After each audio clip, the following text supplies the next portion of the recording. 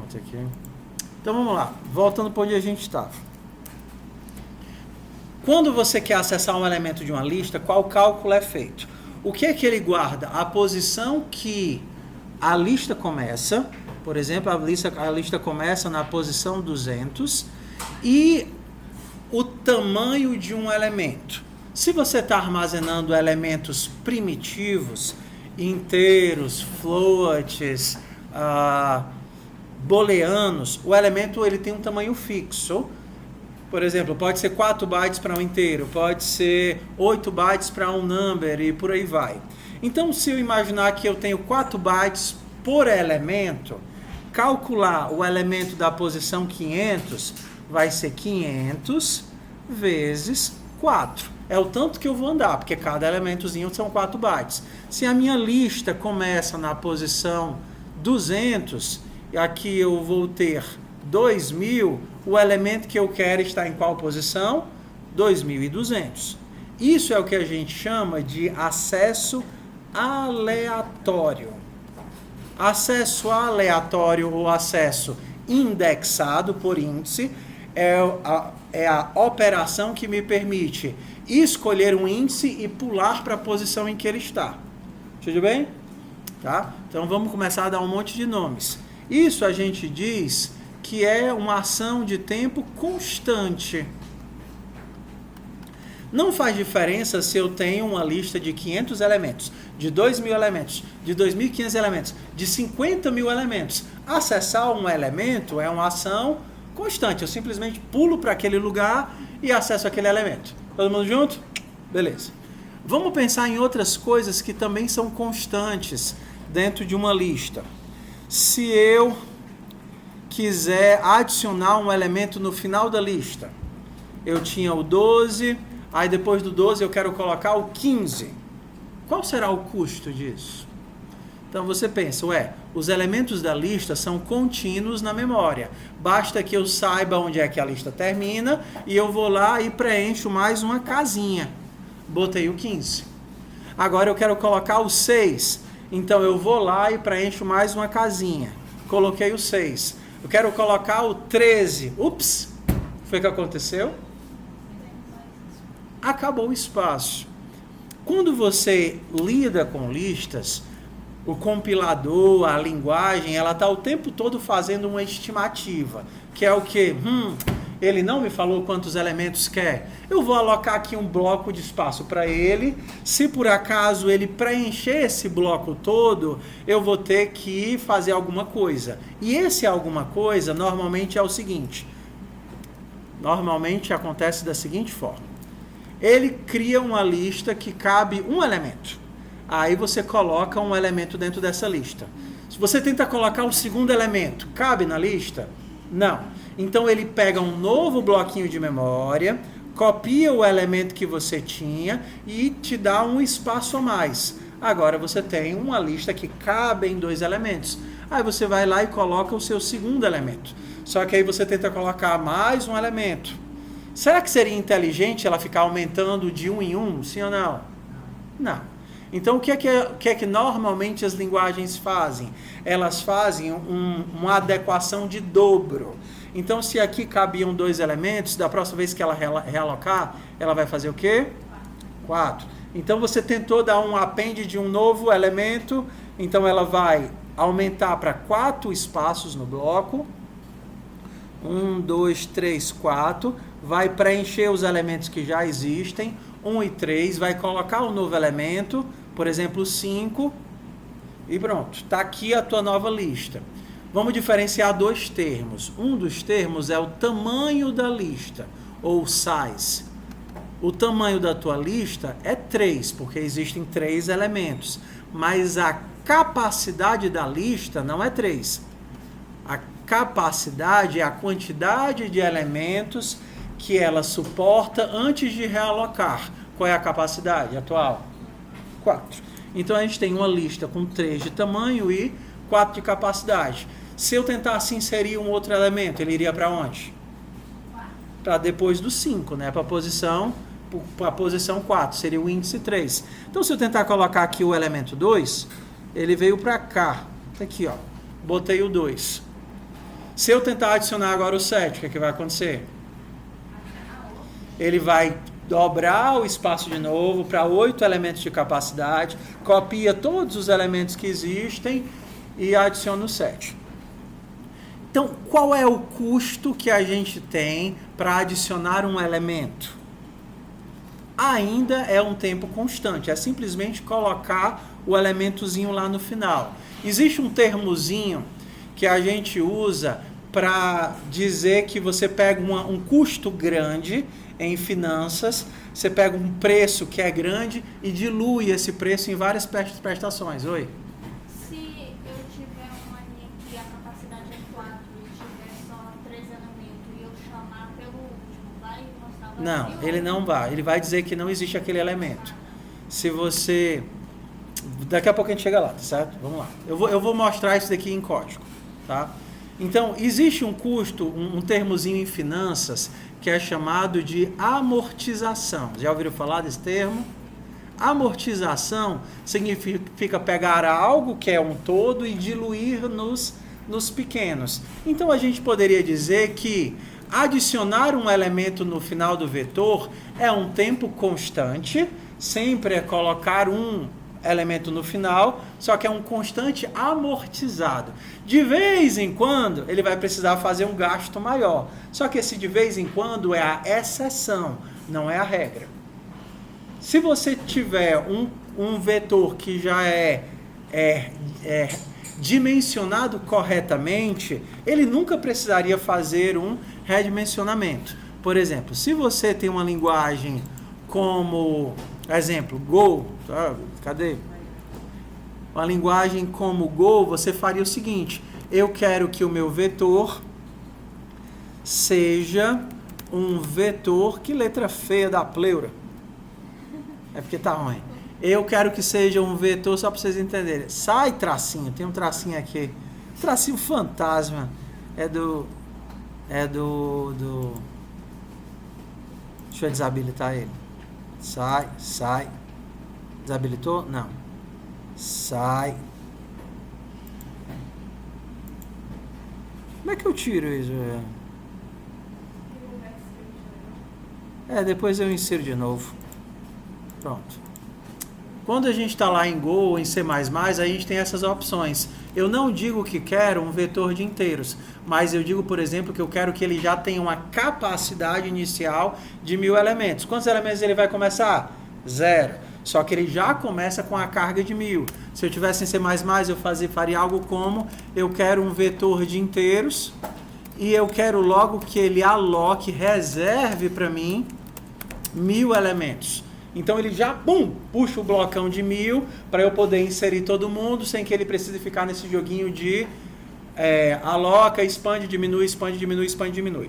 Vamos entender aqui, ó. Nem todas as linguagens elas têm como foco o desempenho. Aí o que a gente vai ver? Linguagens de alto nível como Python, JavaScript, eu diria assim, até o Java, que está ali no intermediário, eles não botam muito fé na capacidade do programador. Então, eles vão disponibilizar um punhado de estruturas de dados, bem pouquinha, e fazer o melhor possível com o mau uso delas pelo programador. Por que o senhor está falando de mau uso? Vamos entender agora. Ok, a gente entendeu que colocar um elemento no final de um vetor que tem espaço é trivial, sim ou não? Se o meu vetor... É aqui que eu seleciono o bloquinho? Não. Como é que eu pego o bichinho? Faz tanto tempo que eu não uso isso. Eu quero...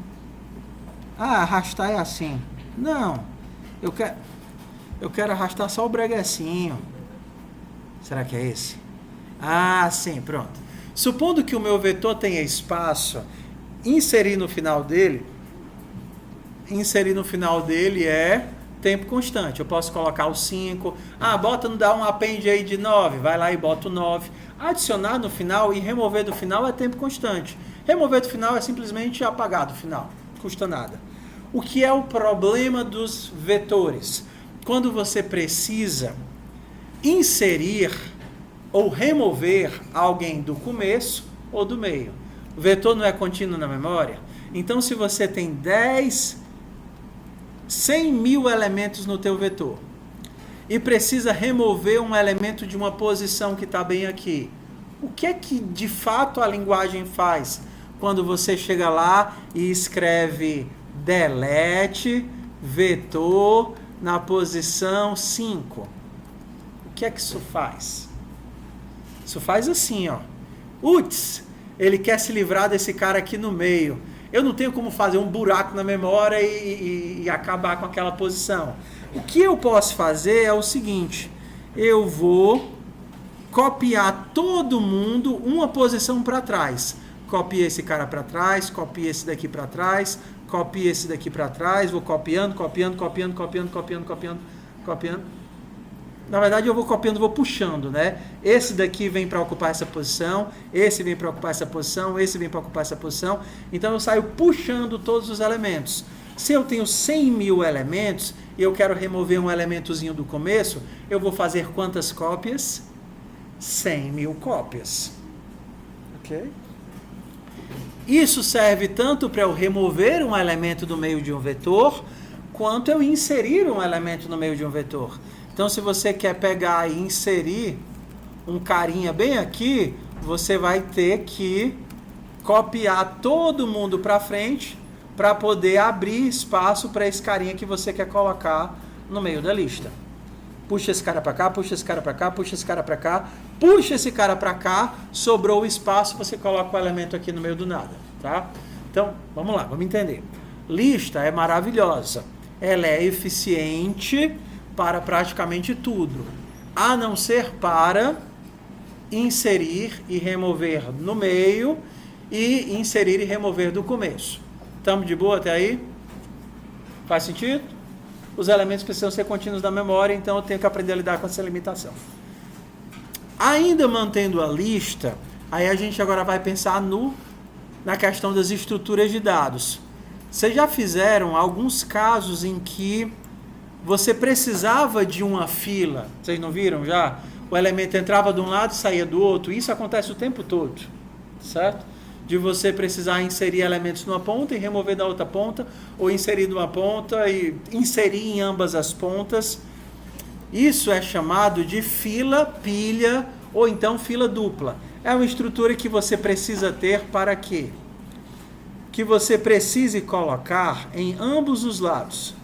Tanto você pode colocar como pode retirar de ambos os lados. Essa estrutura a gente chama de deck. Não é o deck da casa lá do seu avô que tem uma piscina. É o deck que se chama um double-ended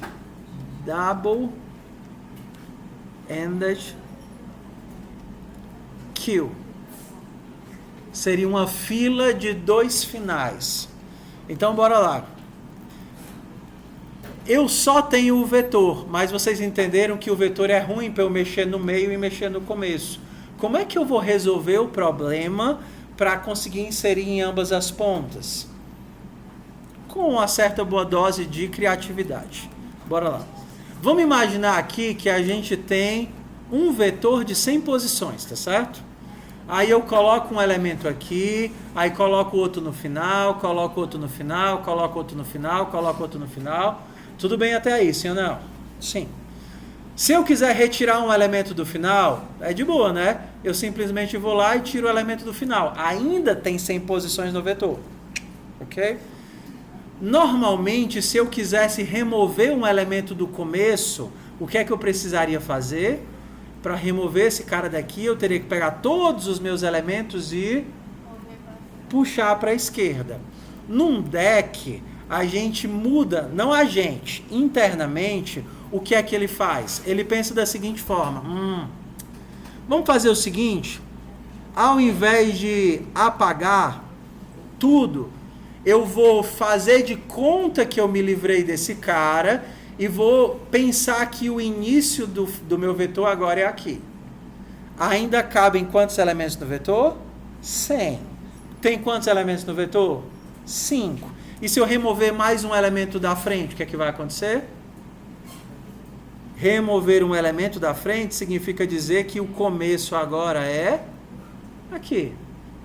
E aí se eu remover outro elemento da frente, o que é que vai acontecer? O começo é aqui. E se eu quiser botar um elemento na frente?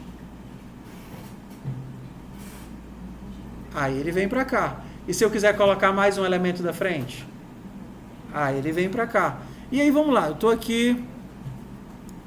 Faz de conta que nós estamos desse jeito aqui, tá? Desse jeitinho. Aí eu vou lá. Perdão, é esse. Inserir. Acabou o espaço para cá. Mas cabem 100 elementos. Se eu quiser inserir mais algum no final, ele vai para onde?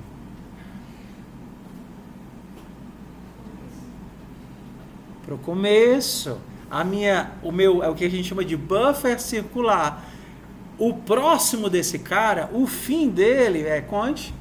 Esse daqui. E depois, se eu quiser colocar mais um no fim, é aqui. E se eu quiser colocar alguém no começo, ele vai para onde? Para cá. Mas se eu continuar preenchendo e ele bater os 100 elementos, cabe mais algum? Não. O que é que eu tenho que fazer? Aumentar. Não é isso que a gente faz com o vetor quando ele chega no limite? Cabiam 100 no meu buffer circular. Ó, aí ele começa a se comportar como uma minhoquinha, né? Cresce, diminui o fim. Cresce o começo, diminui o fim. Cresce. Se chegar no limite, aí ele vai para o outro lado. Cresce, diminui. A gente está aqui no nosso joguinho de minhoquinha. Eu tenho um ponto, que é o início, e a quantidade de elementos lógica que está distribuída dentro do meu loop. Resolvi aqui o meu problema de inserir e remover do começo. Mas eu tenho uma estrutura que é um vetor, que é uma estrutura ótima. Tudo bem? Então, qual é o nome dessa estrutura aqui? É o deck lá do seu avô, tá? Para que serve o deck? Quando eu preciso de quê? Quando eu preciso inserir... Se eu só preciso inserir e remover do final, o vetor é suficiente? Inserir e remover do final, o vetor é suficiente? Eu boto no final e tiro do final. Não muda nada. Se ele estourar o limite, ele aumenta. O que o vetor não consegue fazer? Inserir e remover do início. Então, se eu preciso de uma fila, inserir de um lado e remover do outro, o vetor é uma péssima estrutura. No Python, a gente tem o deck. Seria from collections, import deck. Se você criar um deck, aí você tem as opções adicionar, vou colocar o 5 no final e vou remover do final. Mas agora eu também tenho a opção de adicionar do lado esquerdo, né? Adicionar no começo. Coloquei um do lado esquerdo e removi o elemento que estava do lado esquerdo. Então, se você precisa inserir e remover de ambas as pontas, a lista comum é uma porcaria. Porque toda vez que você fizer uma operação de remover o primeiro elemento, o que você está de fato fazendo é copiando todos os elementos para trás. Num tamanho insignificante, você está lidando com 100, 200 elementos, você não vai nem sentir. Agora, se você estiver trabalhando com 10 mil elementos dentro de um loop, vai ser horrível. A gente vai ver lá atrás como é ruim. Tudo bem? Então, vamos lá. Então, o que foi que a gente já resolveu de problema? Se os elementos estão de sequência na memória e eu só preciso acessar ou então remover e inserir do final, o que é que eu vou usar?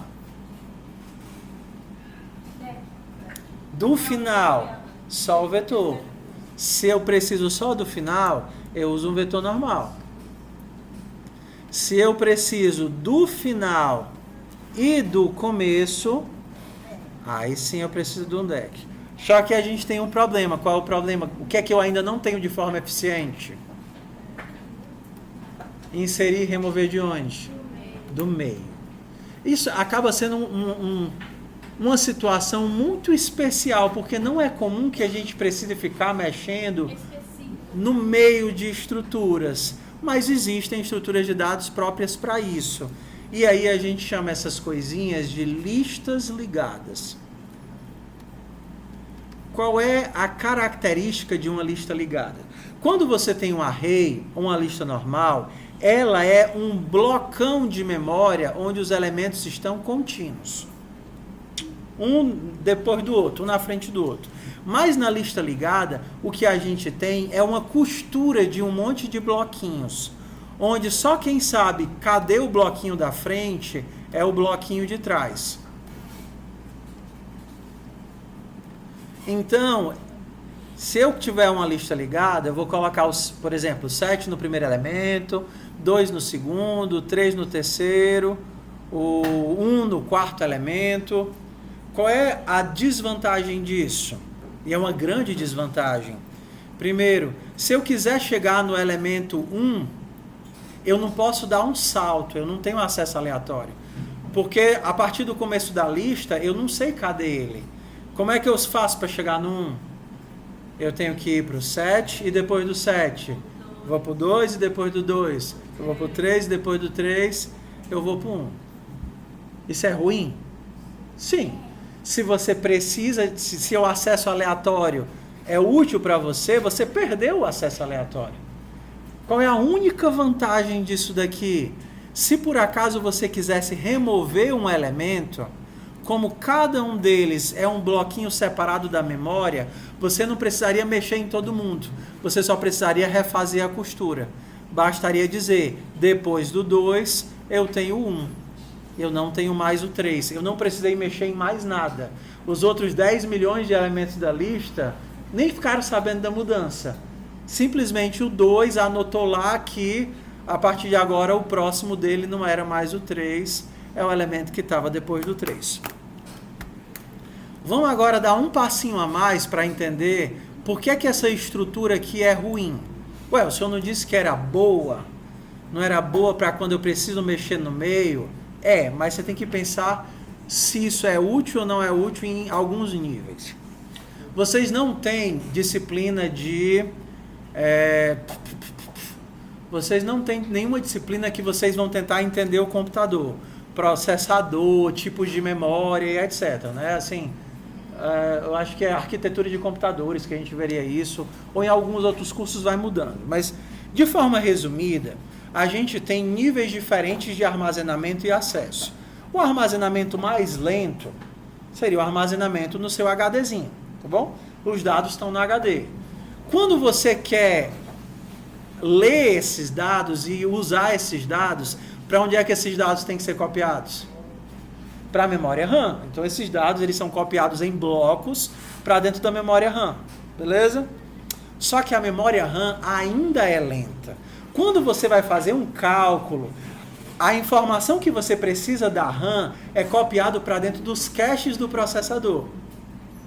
Tanto que eu acho que, não sei se vocês já escutaram, que tal processador tem tanto de cache, tem tanto de não sei o quê. Então isso é a memória interna do processador. Qual é a jogada aqui? Se você tem um vetor, os dados não são copiados para o processador byte por byte, elemento por elemento. Eles são copiados em bloco. Então, se você tem um bloco com os dados que você quer, você simplesmente joga o bloco todo para dentro do processador e isso acaba sendo eficiente em termos computacionais.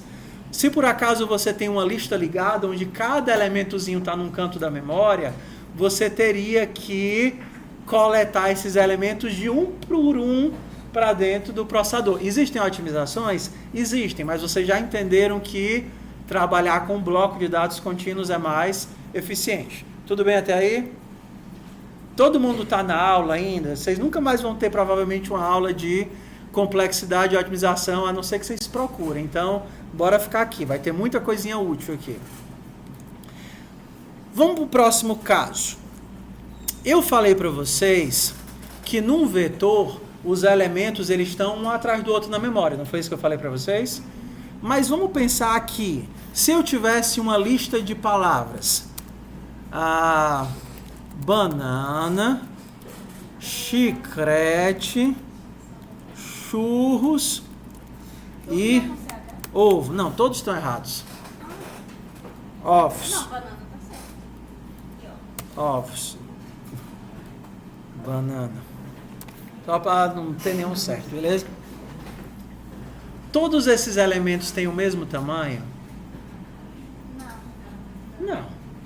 Se os elementos têm tamanhos diferentes, como é que ela vai saber o tamanho de um elemento e pular para a posição 100 se os elementos têm tamanhos diferentes?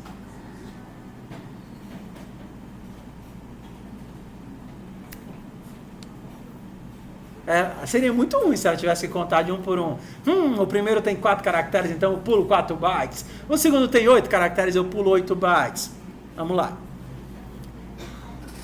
Em linguagens de alto nível, como por exemplo Python e JavaScript, que é que vocês estão tendo contato, esse vetor, ele não é um vetor de strings. Ele é um vetor de endereços. Essas strings estão em algum lugar da memória e o vetor, ele tem, em cada posiçãozinha do vetor, um endereço de onde essa string está. E todas as posições de memória têm o mesmo tamanho. Então, isso daqui é uma posição de memória, isso daqui é uma posição de memória, isso daqui é uma posição de memória, isso daqui é uma posição de memória. E todas as posições de memória vão ter, sei lá, 64 bits. Entendeu? 64 bits. Então, se eu quero, de fato, ir para o elemento 500, eu colocaria o início do vetor mais 500 vezes o tamanho de um bloco de memória. E aí ele pularia para a posição 500. No fundo, o vetor ele não guarda os elementos. Ué, se o vetor não guarda os elementos de fato, qual é a vantagem dele? A vantagem dele é que em outras linguagens você pode ter um vetor de elementos e não um vetor de endereço. Coisa que, por exemplo, em linguagem de alto nível você não consegue. Por exemplo, você está numa linguagem como C++, eu poderia dizer o seguinte: eu tenho um vector de pessoa, então cada bloquinho é realmente uma pessoa. As informações das pessoas estão atrás umas das outras. Se eu tenho 500 pessoas, todos os dados das pessoas estão lá. Ou a abstração, que é o que acontece, por exemplo, no Python ou no Java, que não são focados a desempenho. Cada pessoa, na verdade, é um endereço. Não é uma pessoa de verdade. Então, eu tenho um vetorzinho de endereço. Então, vamos lá. Isso não tira a mágica, tá? Só para a gente ir entrando e voltando de camadas. No fundo, eu tenho strings, os endereços delas estão contínuos na memória e esses endereços acessam esses objetos. Vamos lá. Vamos para o próximo passo. Quando vocês fazem isso daqui, ó, dict, um dicionário, ou vocês fazem um set, que a gente não utilizou, mas é a mesma coisa do dicionário, só que sem um valor, isso daqui são estruturas eficientes. Mas eficientes para fazer o quê? Eficientes normalmente para inserir e consultar. Agora eu vou precisar falar de custo computacional para vocês. Algum de vocês é da época das listas amarelas? Vocês já viram na casa de alguém as listas telefônicas? Aqueles livros que eram deste tamanho, ou pelo menos em filme vocês já viram isso, na casa de uma avó. Tá, antigamente, antes de existir internet e você poder digitar lá telefone do McLanches, que você quer pedir um telefone no, sei lá, o que, é que vocês comem aqui, telefone do é o nome daquela açaí e chocolate com açaí. Antes você fazia isso. Quando não existia isso, toda casa ganhava, né, anualmente da empresa de telefonia um livro desse tamanho, mais ou menos assim, tá? Que tinha os telefones de todas as pessoas e empresas ordenadas por ordem alfabética. Então, se o Davi, na época, tivesse um telefone, você poderia procurar o telefone fixo do Davi, lá em Davi Sena Oliveira, e você achar, ops, está aqui o telefone do Davi, vou ligar para ele, para cobrar a minha nota. Para cobrar a minha nota. Ok. Tem desses livros lá no Museu de Boa Viagem. pessoa tinha que apertar para redirecionar a linha. Sim. Beleza. Então vocês entenderam o que é o livro, né? Sim. O livro ele tem as pessoas ordenado por nome e para cada pessoa você tem o telefone. Aí eu lhe faço uma pergunta, eu lhe dou um livro desse e peço, me diga o telefone do Davi Sena Oliveira, se ele existe. Você faria o quê? Você olharia da primeira página até a última, elemento por elemento? Seria assim? Não, eu iria começar na letra D. Você iria na letra D. Se você é uma pessoa mais aperreada, você abre no meio, sei lá, abre em algum canto, aí você descobre, eu estou na letra F. Se eu estou na letra F, eu tenho que ir para a esquerda ou para a direita? Esquerda. Tenho que ir para a esquerda. Aí você abre de novo em um canto qualquer e acha a letra C. Aí você tem que ir para onde? Direita. Aí agora, direita. Aí você está entre o C e abre o D, E. Se você quer D, A, aí você tem que ir para esquerda. E aí você vai fazendo esse ajuste até cair na posição do Davi. Tudo bem? Beleza? Isso daqui é o que a gente chama de busca binária. Vamos entender a diversão e por que é que ela é importante para nós. Então suponha que existe uma lista. Essa lista, existem muitos números, você não sabe quantos números existem e você não sabe quais são, mas você sabe que eles estão ordenados. Então, se você quer encontrar nessa lista o número, eu te pergunto, será que o número 550 está aí? Vamos pensar numa forma eficiente de achar se o 550 está lá. Qual seria a primeira posição da lista que você iria olhar? O centro. Se eu estou atrás do 550, eu vou olhar aqui o meio. O meio me dá o 700. Então eu tenho que ir para que lado? Para a esquerda. Aí você pode olhar onde? Você vai aqui, aqui, aqui ou você vai no meio? No meio. Aí você vai bem aqui. Aí você descobriu que tem o 560. Você queria o 550? Aí você vai para cá. E depois você vai para cá. E depois você vai para cá. Qual é a graça dessa brincadeira? Eu não fiz 0 a 100 com vocês não, né? Eu nunca... porque vocês não fizeram FUP comigo, né? Tem uma brincadeira que eu aprendi com o Valdemir. Aí eu eu saí com os professores para um lazer na casa de alguém. E eles me ensinaram a brincadeira de 0 a 100, que era assim. Você imaginava o número, anotava no celular, que é 0 a 100. Eu vou anotar aqui para vocês brincarem comigo, tá? Vou anotar aqui, ver se vocês... Espera aí, deixa eu digitar aqui. Sai, carniça. Pronto, anotei aqui o número. Pronto, anotei o número. E aí, você vai... Vou jogar com ela. Você vai chutar o número e eu só digo se é maior ou menor. 50. Maior. 60. Calma. Então agora é de 50 a 100. Tudo bem. Qual é o número? 60. 60 a 100. 70.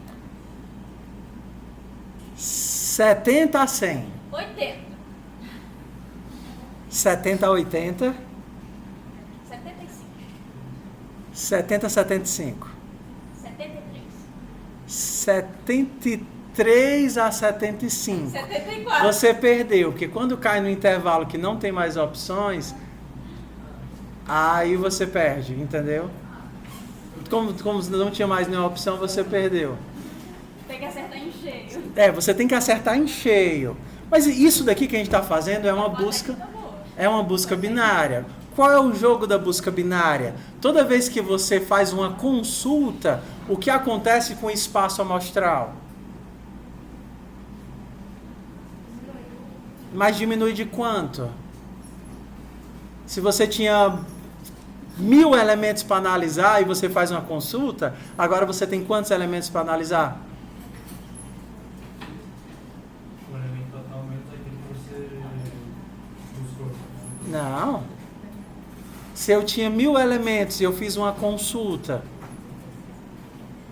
na hora que você consulta, você descarta metade dos elementos, sim ou não? Sim. Metade. Cada consulta que você faz quebra o teu problema pela metade. Então, se você tem, por exemplo, 1024 elementos, no máximo, com 10 consultas, você consegue todas as opções. 1024, que seriam 2, 4, 8, 16, 32, 64, 128, 256, 512 e 1024. Então, cada consulta que você faz, quebra o teu problema pela metade. Se eu quebrar 1024 10 vezes pela metade, eu vou ter uma opção. Então, eu sempre vou acertar, mesmo que seja na última. Então, o jogo era assim. Mas foi uma boa estratégia. O jogo era assim, você tinha que... Se você não acertasse chutando e reduzisse para o intervalo que só tinha um, aí a pessoa bebia, senão você bebia. Como eu não bebo, o professor Valdemir disse que bebia todos os meus. Entendeu? Então eu só joguei porque o professor Valdemir foi muito generoso. Bebendo aquela água que arde. Bora lá. Foco. Então, qual é o jogo da busca binária? Agora foca aqui que a gente vai dar outro passo aqui de lógica grande. Entenderam mais ou menos essa questão, né? Consulta diminui pela metade. Consulta diminui pela metade. Sim ou não? Sim. Se eu perguntasse para vocês se existe alguém nessa lista com o telefone 3333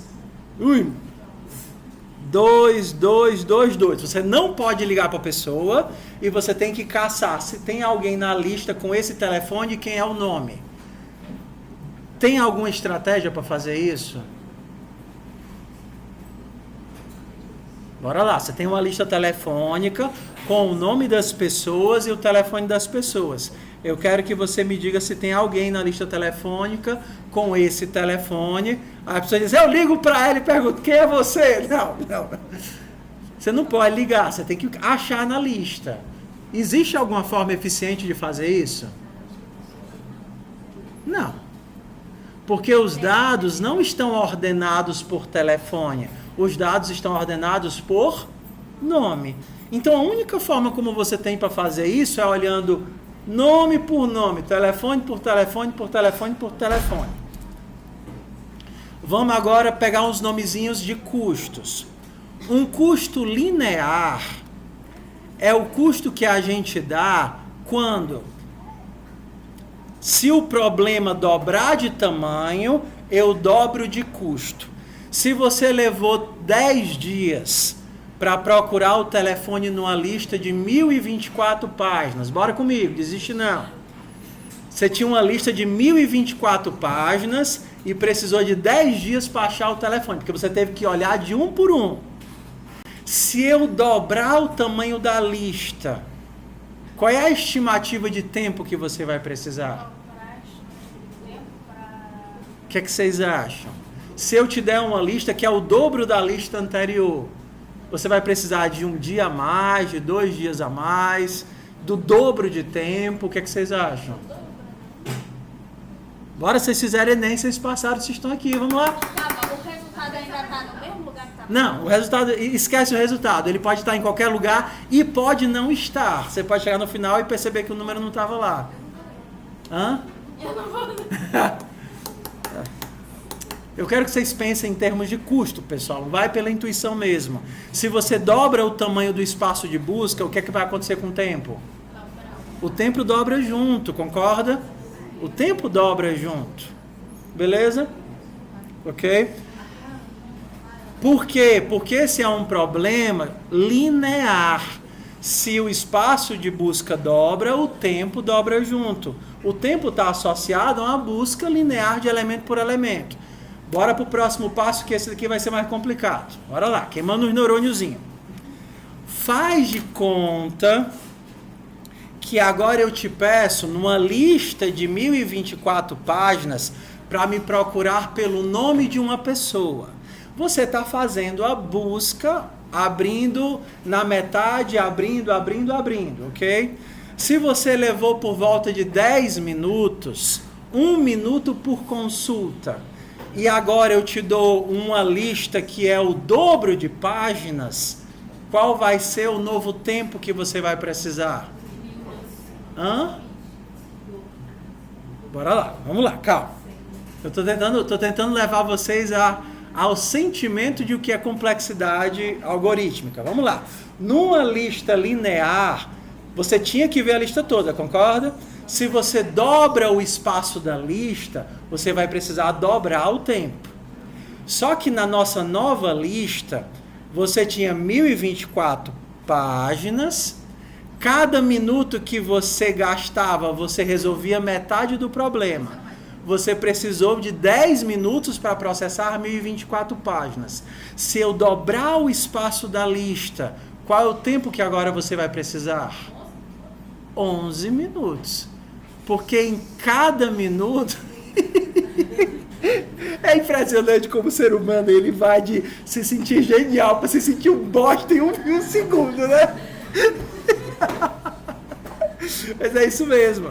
Se você precisou de 10 minutos e a cada minuto você cortava metade do problema, se eu dobrar o problema, você vai precisar de quanto tempo a mais? 1 minuto a mais.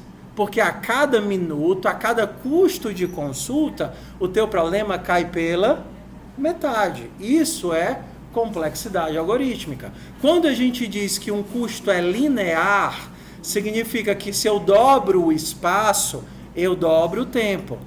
Mas se eu digo que um custo é logarítmico, o meu custo ele não segue uma progressão linear.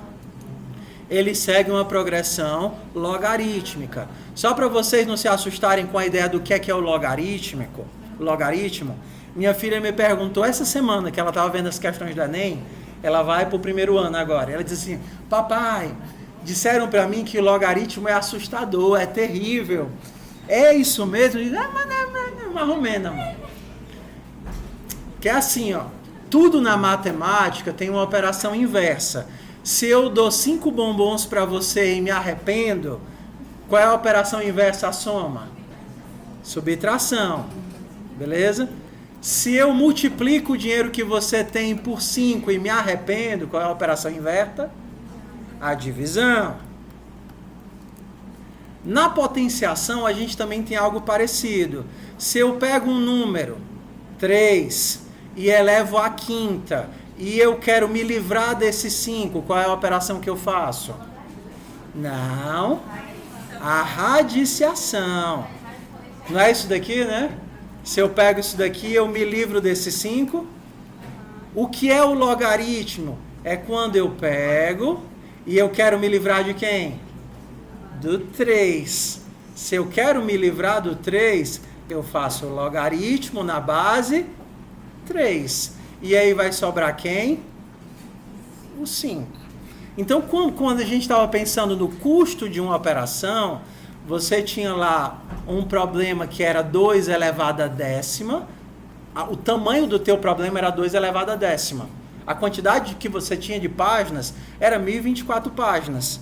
O custo disso era 10. Eu precisava de 10 consultas. Se eu dobrar o problema, ele vai ser 10 elevado a 11. E qual é o teu novo custo de consultas? 11. Então eu estou olhando agora para esse númerozinho. E isso a gente chama de complexidade logarítmica. Existem várias outras, como por exemplo quadrática. Toda vez que você dobra o espaço, você aumenta em 4 o custo da busca, tá certo? E por aí vai. Tá bom. Por que isso daqui é importante, pessoal? Porque o vetor, ele é soberano em quase todos os problemas. Não tem nada melhor do que o vetor por causa dessa capacidade de eu pegar aquele bloco de dados e jogar o bloco inteiro para dentro do cache do processador. No fim de quase todas as estruturas de dados, banco de dados, no fim de tudo a gente tem um pequeno vetor que é a instância que vai ser manipulada. Mas vamos lá. Se você tivesse os seus dados ordenados, 1, 3, 5, 7, 9, 12, e você só precisasse fazer consultas, um vetor com os teus dados ordenados era perfeito. Você não precisaria de mais nada porque ele já vai ser eficiente, Em termos de hardware ele é eficiente, em termos de algoritmo ele é eficiente. O que é o problema bem aqui? O problema e se eu quiser inserir um novo elemento? O que acontece se eu quisesse colocar o 6 bem aqui? Isso é um vetor, né? O que acontece se eu quiser botar o 6? Eu teria que abrir espaço. E para abrir espaço eu tenho que fazer o quê? Copiar todos os elementos para trás. Se eu quisesse remover o 3, o que é que eu tenho que fazer? Copiar todos os elementos de volta. Então, se eu preciso fazer inserções e remoções, então esse negócio aqui é muito ruim se eu tenho um volume grande de dados. Ainda estamos comigo ou já largaram a mão e pularam no abismo? Bora, vamos? Pulei, mas eu sobrevivi. Eu tô esperando os alunos comigo. Tudo bem, bora, vamos lá. Agora eu vou falar de duas estruturas de dados eficientes para a gente fazer inserção e consulta. Tudo bem? Que é exatamente o que vocês usam por trás quando vocês têm um dicionário, quando vocês estão lá em TypeScript e fazem um map, quando vocês estão em Java e fazem um hash map, um hash set. Tudo bem? São estruturas em que é eficiente inserir, remover e consultar. Mas vamos entender como é que ela funciona.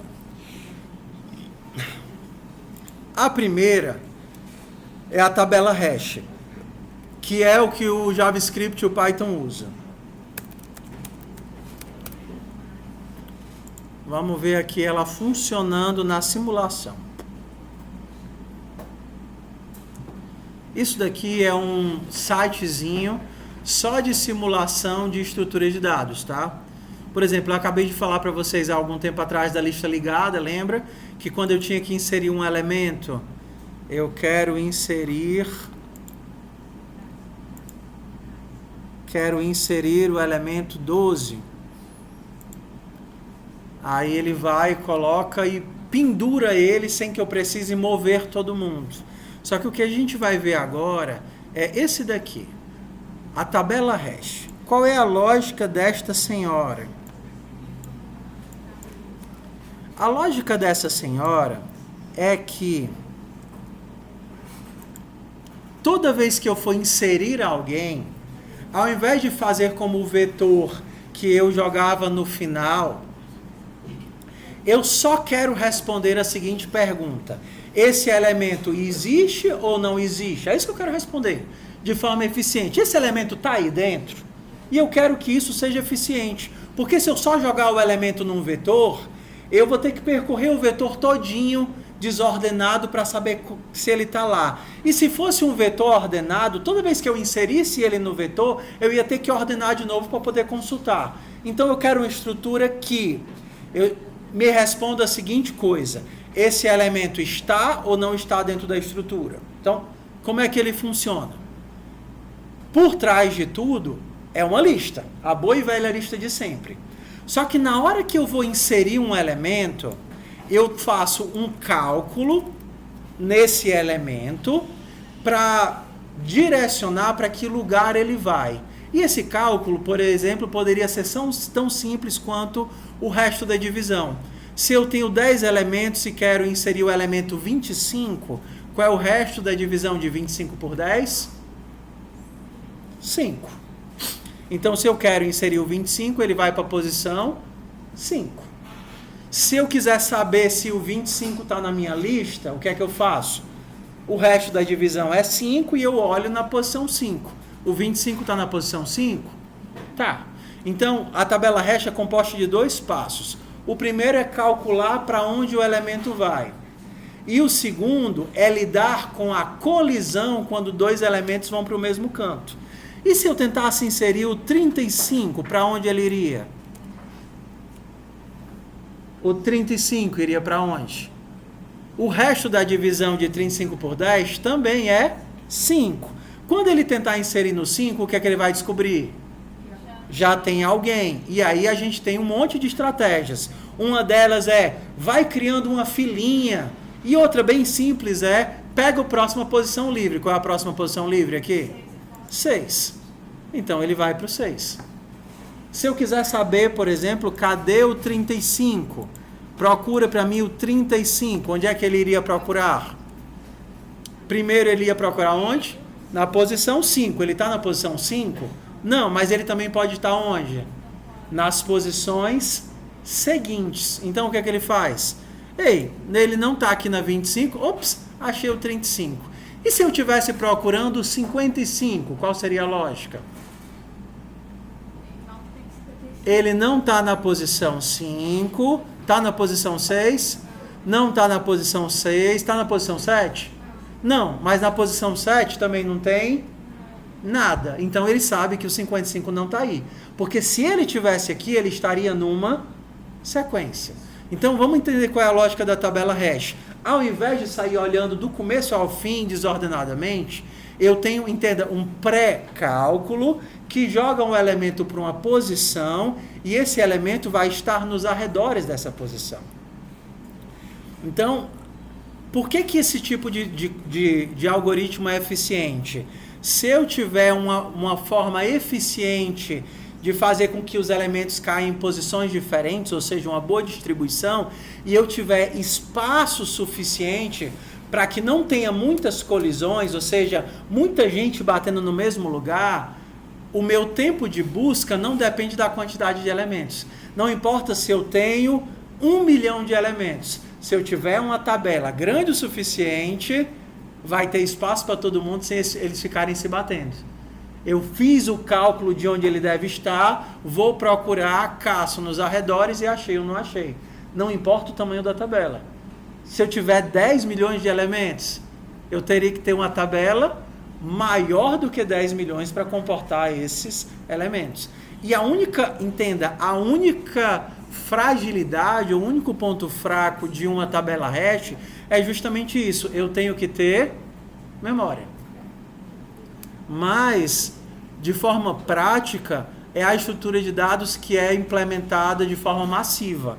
Seja em microcontroladores, seja em roteadores, seja no seu bonequinho Arduino, todo canto você vai ter tabela hash. Qualquer estrutura, qualquer linguagem você vai ter uma tabela hash, porque ela é basicamente a estrutura mais eficiente de gerenciamento de dados. Seja assim um hash como esse, seja outros bonitinhos assim, ó. O que é que acontece quando eu crio uma colisão? Dá para imaginar o que acontece se eu tentar inserir o elemento, por exemplo, o elemento 3, ele vai para onde? Embaixo do 10, né? Aqui ele lida com a colisão colocando os elementos dentro de uma lista ligada. O que acontece se por acaso a tabela ficar muito cheia e começar a ter colisão demais, que começa a ficar ineficiente? O que é que vocês acham que faz toda vez que lota? Ele aumenta o espaço de memória.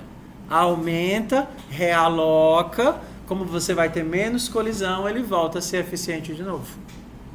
Então, sempre que vocês estão usando um dicionário, o que é que tem debaixo do dicionário? É esse negócio aqui. Vocês não veem e não manipulam diretamente, mas é isso que tem aqui. A gente tem 2 nomes que escondem isso daqui. O primeiro nome é o conjunto, que é o set. Então, no set, a gente tem as chaves. Está vendo aqui as chaves? Então, quando você cria um set, 3, 4, 2, 1, 4, 6, 7, 8, 3, 9, 0, 3. Isso daqui é uma lista. Agora eu vou criar um conjunto. E eu vou popular o meu conjunto com os elementos da lista. Se eu pedir para imprimir o conjunto, o que vocês acham que vai aparecer?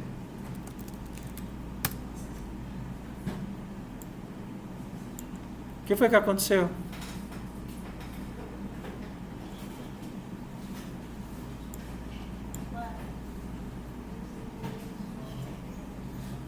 Está aqui os meus elementos, né?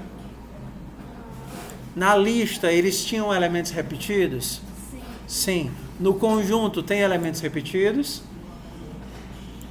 Não. Conjunto não tem elementos repetidos.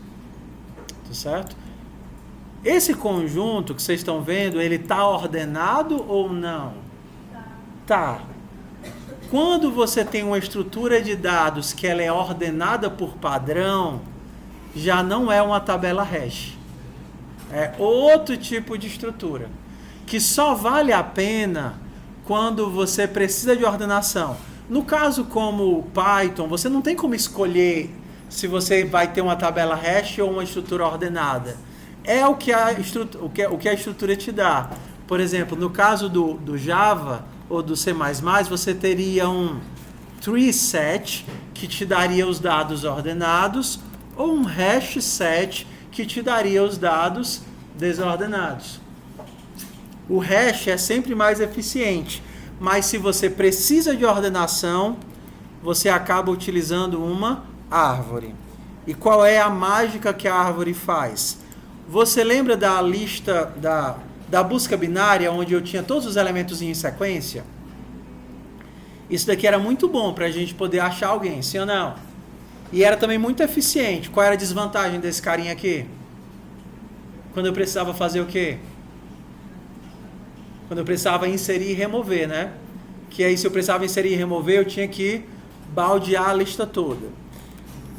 E se eu fizesse isso? Olha para cá agora. Ó. Eu vou ter um elemento. Sai. Às vezes o breguecinho some. Eu não sei porque que some o meu breguecinho de escrever. É quando eu boto no... Tela cheia some. Fica ruim de ver. Mas vamos lá. Vou fazer assim, ó. Eu vou ter uma caixinha com o 20. Para cá eu vou ter o 11. Para cá eu vou ter o 25. Aí para cá do 25 eu vou ter o 22. Para cá do 22 eu vou ter o 23. Aqui eu vou ter o 27. Para cá do 11 eu vou ter o 15. Para cá do 11 eu vou ter o 7. Para cá do 7 eu vou ter o 5. Aqui eu vou ter o 8. Aqui eu vou ter o 12. Ok. O que é que vocês conseguem entender da forma como esses dados foram organizados? Não pense nos números em si, mas nas relações entre os números. Qual é a regra aí? Perfeito. Os meus dados estão aí, mas eles têm um critério de ordenação. Qual é a ordenação? Todo mundo que está à esquerda de um nó é menor do que ele. Todo mundo que está à direita é maior. Isso me permite fazer uma busca inteligente. Se eu pedisse para você, verifique se o 12 está nessa árvore. Você começa daqui de cima. O 12 é esse cara? Não. A partir desse cara, você consegue ir para dois outros caras. Então, eu vou para quem? O da esquerda ou da direita?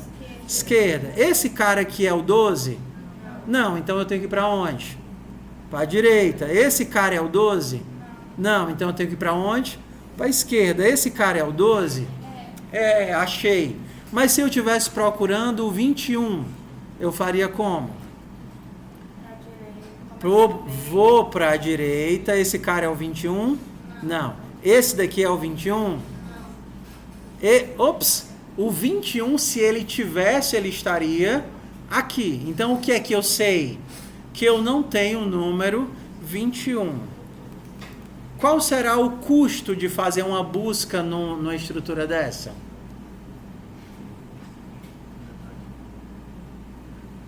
Vocês percebem que é exatamente o mesmo custo da busca binária? Se a árvore estiver bem balanceada, cada consulta que eu faço quebra o problema pela metade. Vocês percebem? Acessar o primeiro elemento já vai me dizer se eu vou olhar os elementos da direita ou os elementos da esquerda. Cada consulta que eu faço quebra o problema pela metade. Só que diferente da busca binária, adicionar um elemento na estrutura não precisa mexer com todos os outros.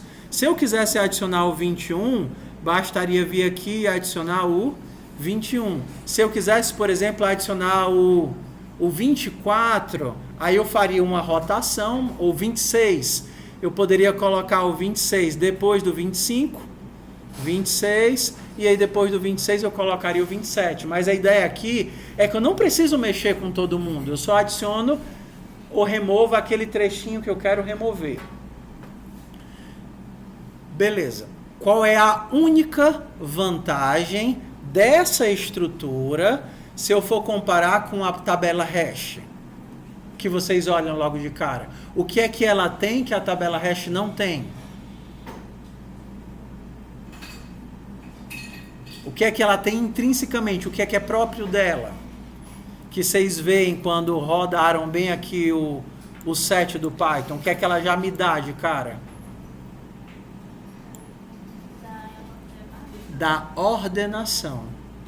A árvore, intrinsecamente, é próprio da árvore os dados estarem ordenados. Quando você está olhando a tabela hash, os dados estão ordenados? Não. Eles podem ter caído em qualquer lugar. A ideia da tabela é saber se ele existe ou não existe. A ordem não é relevante, a ordem não é importante. Então, se a ordem não é importante, a tabela é mais eficiente. Porque o tempo dela de acesso é um tempo constante, não depende do tamanho da estrutura. O tempo da árvore ainda é logarítmico, ainda é bom, mas o da tabela hash é melhor. Mas existem casos em que você sempre precisa dos dados ordenados. Por exemplo, a sua lista telefônica, ela sempre está ordenada. Os contatos do seu celular, como é que eles estão?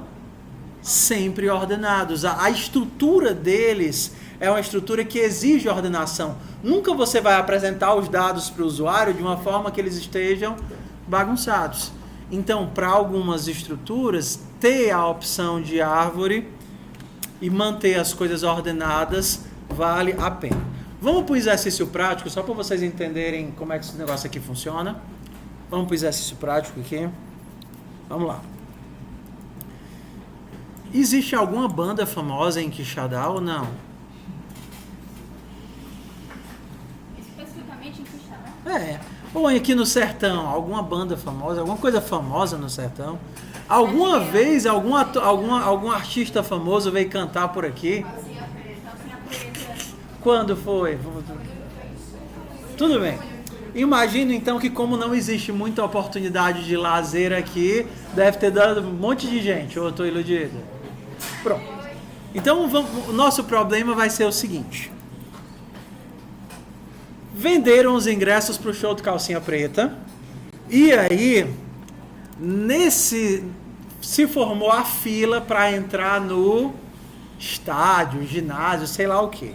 E a nossa fila de pessoas que queriam entrar chegava nas casas das milhares de pessoas.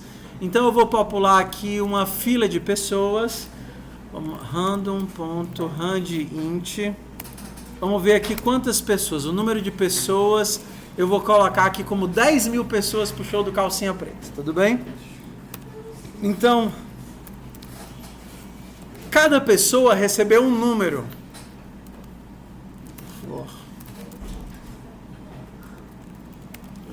Cada pessoa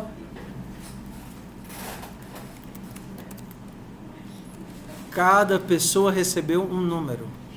Random.randint. Beleza. Então o que foi que eu fiz aqui? Eu criei vários números aleatórios. Print fila. Então aqui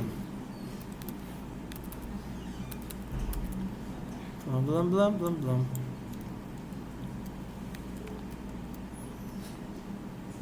blá. Perdão. Python temp.py. Vários números aleatórios, pode ter ou não pode ter repetição, não interessa, mas eu tenho um monte de números aqui, tá? Só que aí você foi contratado pelo organizador da fila. As pessoas já estão lá na fila porque descobriram que vários desses números não são pessoas de verdade. Ou são mochilas, certo? Ou são mochilas que estão lá na fila com os numerozinhos, Ou são alienígenas, não sei. Mas tem assim um monte de números que são números falsos.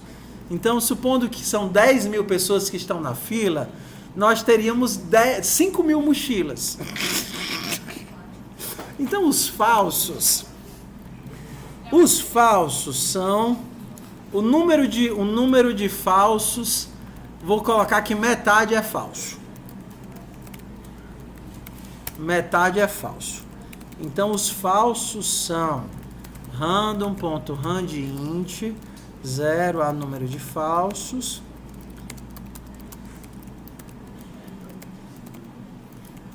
Então, pronto.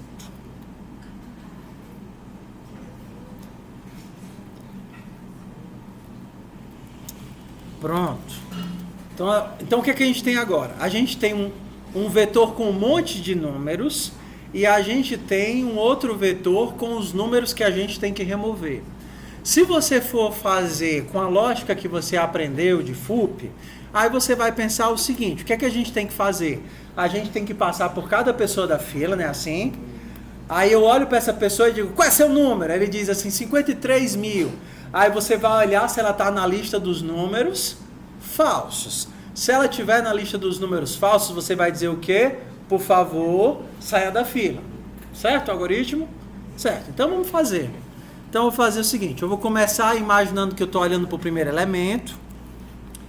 Aí, enquanto eu não chegar no final da fila, index menor do que length de fila, eu vou fazer o seguinte: eu vou olhar, será que esse cara que eu estou olhando é lista na posição index? Será que ele é um número falso? Então eu tenho que procurar na lista dos números falsos. Então eu vou fazer o quê? Será que ele está na lista dos números falsos? Isso daqui já é uma instrução do Python, tá? O que é que esse negócio aqui faz? Você tem uma lista de números e você pergunta: ei, será que eu tenho o 1 nessa lista? Sim ou não? Sim. Sim, o 1 está na lista. Será que eu tenho o 9 nessa lista? Sim ou não? Não. Não. O que é que no fundo esse comando está fazendo? O que é que vocês acham que ele faz? Ele percorre a lista todinha, olhando elemento por elemento se está na lista. Não é não? Beleza. Então, se esse cara é um número falso, o que é que eu tenho que fazer? Remover ele da lista, não é não? Como é que a gente remove uma cor de uma lista? Meto um delete, fila na posição index. Ok. Se eu removi o elemento que estava na posição 10, eu já posso olhar o elemento da posição 11? Sim ou não? Bora lá. Eu olhei para o cara da posição 10, vi que ele era falso e removi ele.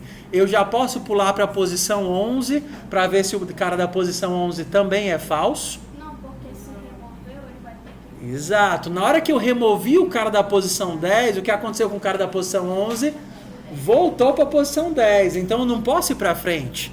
Se eu removo alguém, eu tenho que olhar de novo a mesma posição. Se por acaso eu não removi ninguém, o que é que eu faço então? Vou para a posição da frente. Index mais 1. Nosso código tá certinho. Index mais igual a 1. Beleza? Vamos testar qual é o limite de carga do meu código. Será que eu consigo rodar com 10 mil pessoas e 5 mil mochilas? Vamos testar aqui. Time, Python, temp.py. Mas eu vou tirar o print, porque às vezes o print consome tempo de processamento, tá? Eu quero só que ele execute e me diga quanto tempo ele leva para 10 mil mochilas. Para 10 mil mochilas ele levou 0,28 segundos. Sucesso, né? E se eu botar 100 mil mochilas? Ih!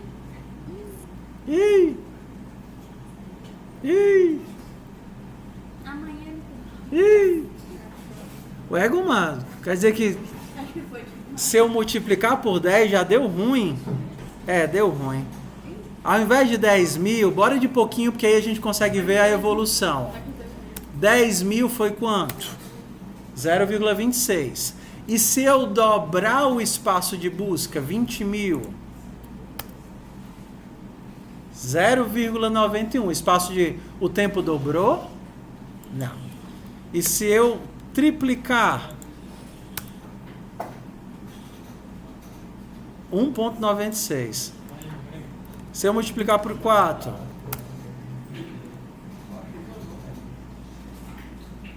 3,56. Toda vez que eu faço aqui, praticamente o tempo dobra, né? E se eu multiplicar por 5, aí agora vai para quase 10 segundos. E eu não estou dobrando o espaço de busca, eu estou só aumentando de 10%. A cada 10% aqui, ele está dobrando o tempo, tá vendo aqui? Eu estou botando 10% a mais, né? 20% a mais, ele está dobrando o espaço de busca. Vamos tentar entender agora o custo disso daqui que eu fiz, tá? Vamos lá, vamos pensar aqui de forma eficiente. Se você tem uma fila de pessoas para analisar, você vai ter que olhar todas as pessoas da fila, sim ou não? Sim, porque você tem que olhar essas pessoas. Mas quando você queria saber se essa pessoa estava na lista de falsos, você rodava essa instrução aqui. E o que é que essa instrução faz? Ela percorre o vetor de falsos todinho, do começo ao fim, tá vendo? Ó? Será que isso é eficiente, sim ou não? Não. Será que a gente tem alguma estrutura mais inteligente do que um vetor desordenado? Tem. A gente pode utilizar uma tabela hash. Então eu poderia fazer assim, ó. Ao invés disso daqui ser uma lista de inteiros, eu poderia transformar isso daqui num conjunto. Lembra aqui do conjuntinho? Que é a mesma coisa do dicionário.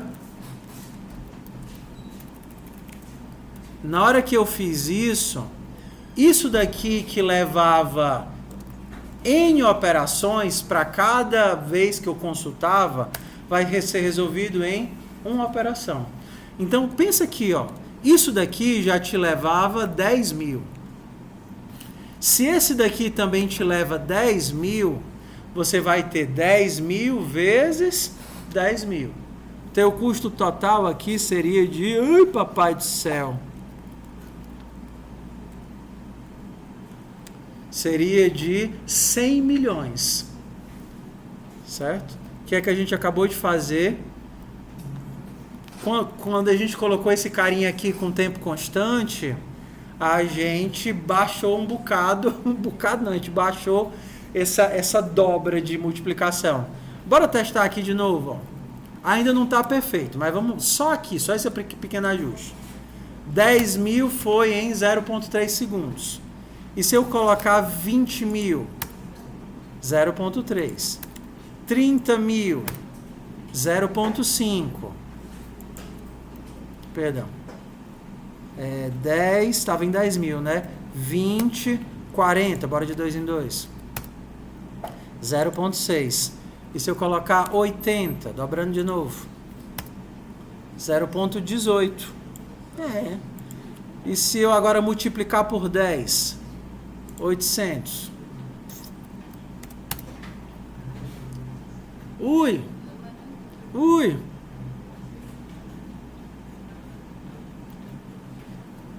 Tem uma coisa que faz esse código ainda ficar muito ruim. Alguém consegue enxergar qual é a operação que faz esse código ficar muito ruim?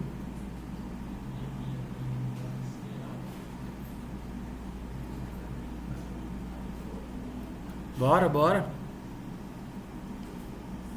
Que eu disse que é muito ruim fazer no vetor. Fazer o quê? Não. Retirar do meio. Não é isso que eu estou fazendo bem aqui? Retirar do meio é horrível.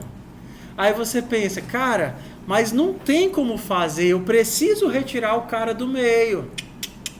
Então, a estratégia muito mais simples do que retirar do meio é montar uma nova lista. Imagina que todos os elementos você quer remover. Na hora que você remove o primeiro, você fez 10.000 operações. Na hora que você remove o segundo, você fez o quê? 999 não sei o que operações. Na hora que você remove o terceiro, Então você está o tempo todo copiando um volume absurdo de pessoas.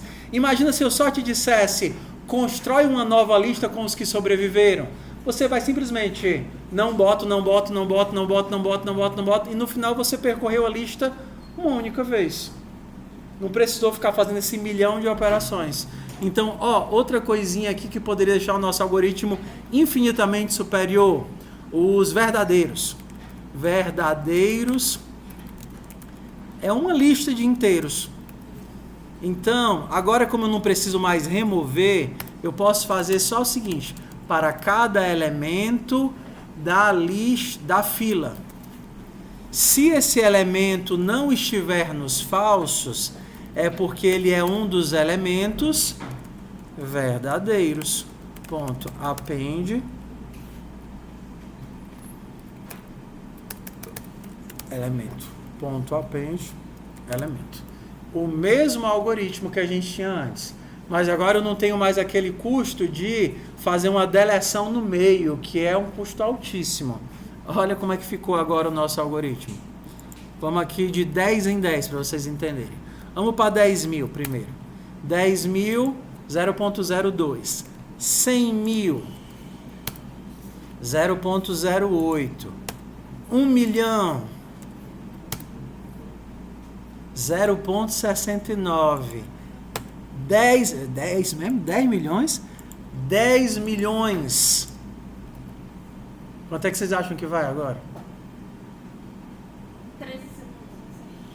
O que a gente tem é que o nosso algoritmo voltou a ser linear.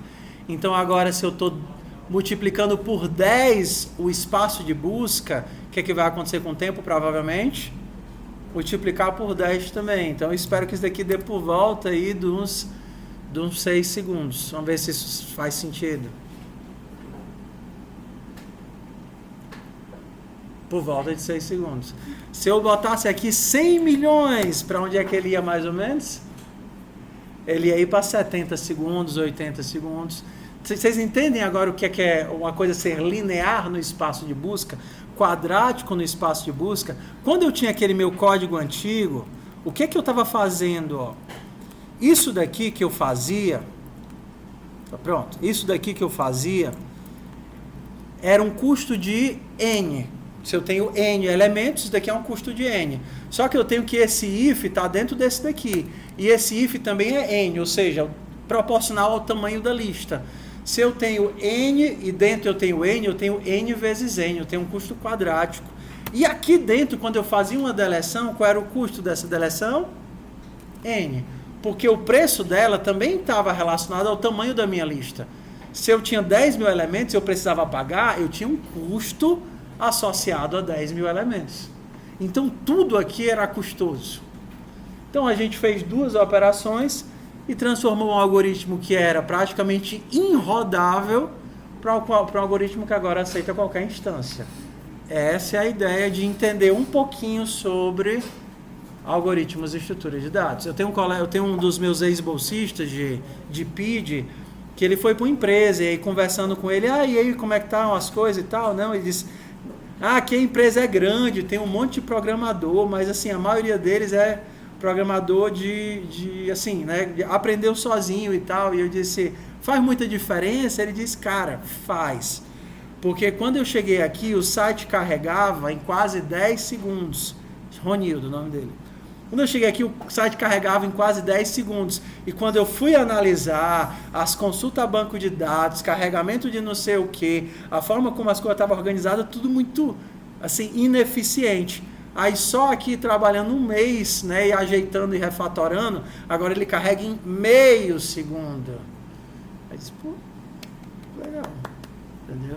Então é exatamente isso. Eu sei que a aula foi densa, foi cansativa, mas normalmente eu prefiro fazer tudo isso num dia só, para vocês terem um pouquinho de cada coisa e ver se no comparativo faz algum sentido. O que é que eu quero despertar em vocês para o futuro? Quando vocês estiverem vendo uma linguagem ou aprendendo uma linguagem, sempre se questionem o que de fato está acontecendo ali atrás. Qual é o preço que eu estou pagando para fazer isso? Vou dar um exemplo aqui, tá certo? Exemplo simples. Se você tem isso daqui, range 10.000 for i em A, print i. Será que isso daqui ocupa mesmo 1 milhão de bloquinhos de memória? O que é que vocês acham? Isso daqui ocupa 1 milhão de bloquinhos? Não. Esse cara aqui nenhuma lista é. Ele só começa do zero e sabe somar mais um em cada elemento. Agora, e se eu estivesse fazendo um negócio desse aqui? Ó? Se eu pegar e transformar isso daqui numa lista, o que será que acontece? Agora ele vai popular a minha lista e eu vou ter uma lista com 1 milhão de elementos em memória. Se eu fizer isso daqui, B recebe A, será que o B vai ser outra lista com 1 milhão de elementos? Ou não? O que é que vocês chutam aí? Não sei. Aí você pode ir lá e testar. Vou fazer assim, ó. Se eu colocar A na posição 0, recebe 99 e imprimir A e B.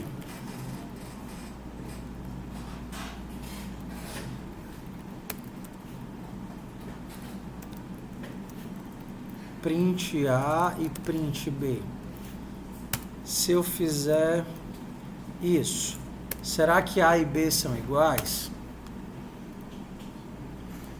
Eu coloquei o 99 só no A. Por que é que o B também mudou? Não está mudando não o B também? Tá. É porque B é igual a... Se eu só coloquei o 99 no A, por que é que o B mudou? Eu já falei isso daqui, eu acho, umas 2 vezes. O B e o A são o mesmo objeto. Eu só estou criando a lista bem aqui.